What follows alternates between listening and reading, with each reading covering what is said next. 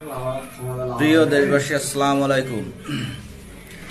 পুরো দেশ যখন অস্থিতিশীল, চাঁদাবাজি, বিভিন্ন ধরনের সমস্যায় আছে, এক এক প্রকারের মানুষ শুধু বিএনপিকেই দোষারোপ করে থাকছে। বিএনপির নাম ভাঙায় অনেকেই অনেক কিছু করছে, তার খেসারত গুনছে বিএনপির নেতাকর্মীরা।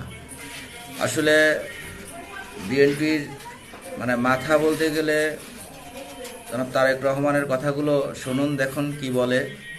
সবাই অন্তত কথাগুলো স্মরণ করে সেভাবে চলাচল করা উচিত।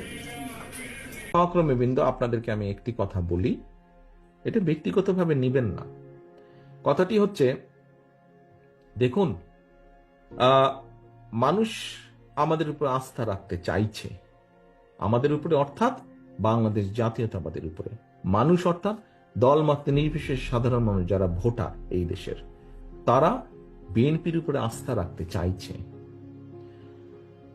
এই আস্থা যদি নষ্ট করার জন্য কেউ কোনো কাজ করে, এমন কোনো কাজ করে যেটাতে আস্থা নষ্ট হবে, তাহলে ভাই তাকে তো আমার পক্ষে টানা সম্ভব না, টানবো না আমি তাকে শেল্টার আমি দেব না।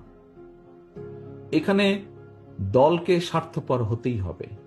কোনো ব্যক্তির কারণে কোনো নেতা